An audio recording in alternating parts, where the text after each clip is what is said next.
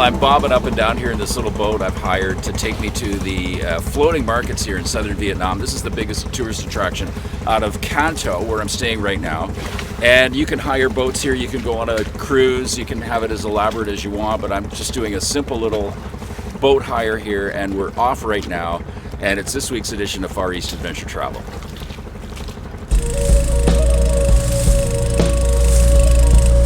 Canto is the fourth largest city in Vietnam and the largest in the Mekong River Delta region. People that visit are here primarily for the boat cruises that take you to the world-famous floating markets, a confluence of boats that merge in various locations of the river for trade of mostly fresh fruit and produce.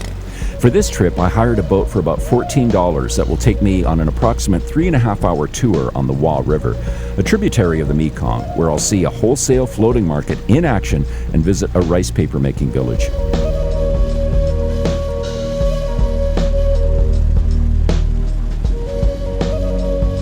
After 45 minutes of passing by colorful vessels and regular river activity, including tourist boats heading in the opposite direction on their way to other floating markets, we arrived at the Cai Rang Wholesale Market.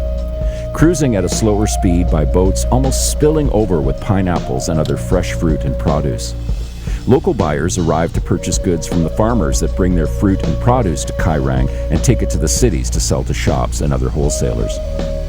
It's important to hire a boat and leave the dock at Canto before 7 a.m., otherwise you'll mostly just run into other tour boats by the time you arrive. You can either book your boat in advance at your hotel or make a deal with one of the boat ladies hanging out at the dock on Hai Ba Trung.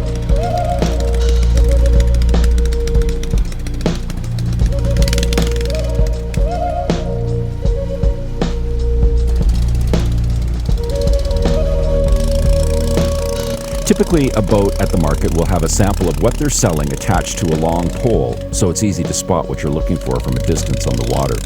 This also saves the farmers or sellers from having to yell out what they're selling like in a typical market. You'll also have a chance to interact with boats pulling up and offering drinks and snacks.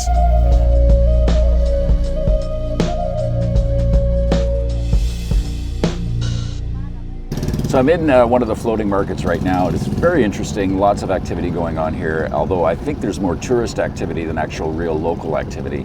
And we just, another tourist boat just bumped into us just a couple minutes ago. And there's lots of people, of course, coming up, approaching me, trying to sell me like drinks and things like that. But it's pretty cool. I have to tell you, it's a pretty cool, interesting thing, especially for somebody that's not used to an environment like this, a Westerner.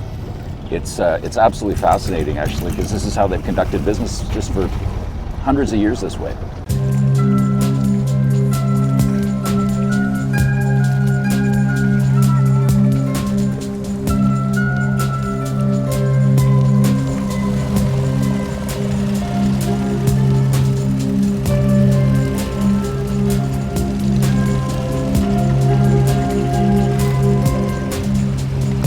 Canto was once part of the Khmer Kingdom. There's still a significant Khmer community, noticeable by the numerous Cambodian-style Buddhist temples in the city. If you've just arrived from Ho Chi Minh City, you'll appreciate a slightly slower pace with a mix of wide streets and narrow lanes. The city has enough interesting sights and places to stroll to keep you engaged for at least a few days.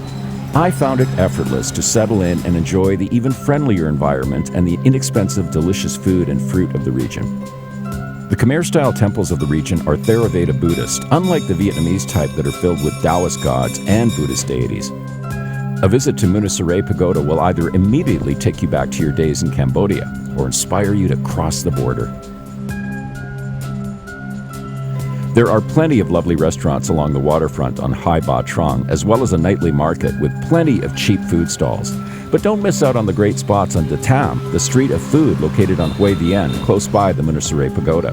Here, you can find a huge selection of dishes, whether you favor meat, fish, or vegetarian. Plus, there's bake shops that sell slabs of cake for less than 50 cents, and fruit stalls with jackfruit that's as sweet as candy. So I'm sitting here in this vegetarian restaurant in Canto, and this menu is going to kill you. 15,000 dong for everything on this menu. It's all delicious, all pure vegetarian. Vegan, in fact. 15 dong, it's about 80 cents, something like that. 75, 80 cents maybe. And I want to show you what I'm having because it's so delicious. 2 big bowls of noodles. So this one is more kind of on the soupy side, but lots of really good crunchy things, lots of good texture, and lots of good like sort of faux meat, mushrooms, absolutely delicious. And this is kind of more like a big spring roll that's not wrapped up. So lots of rice, vermicelli rice noodles in there, crunchy peanuts, bean sprouts, all kinds of goodies. 15,000 dong each, can you believe it? There are lots of friendly streets to stroll, and if you decide you want to take a rest and have a cafe da or Vietnamese iced coffee, just grab a plastic chair and have a seat like a local. I love the fresh fruit juices cafes serve here as well. Head back to Hai Ba Trong, walk along the river's edge, check off another Ho Chi Minh statue you've seen on your trip, and make your way to the prettiest temple in Can Tho, Ong Temple, inside the Guangzhou Assembly Hall. Under all of the huge incense coils that lends to the temple's magical atmosphere, you'll find Guan Gong, or Guan Yu, right in the center. The god of war, Guan Gong, symbolizes truth, justice, and courage, among other qualities. Guan Gong is the main deity worshipped at the temple.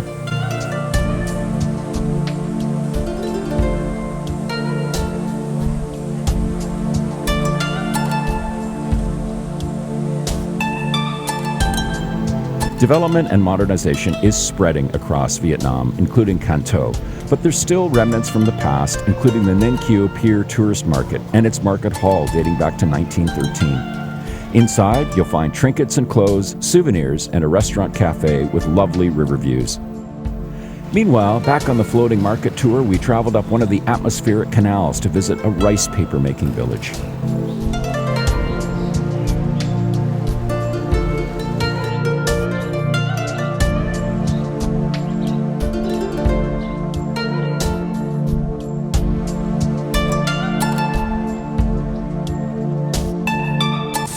As touristy as some of this activity may seem, you'd kick yourself if you didn't hire a boat and visit a floating market while staying in Can Tho or the Mekong Delta region. The feeling of cruising up and down the river amidst this unique way of trade is an extremely rewarding adventure. There are longer river trips you can take and more temples and sights to see around Can Tho. However, it's the slower pace, obvious relaxed feel of the city and its people, as well as the transcendental experience of the Mekong River system, that is the bigger takeaway here.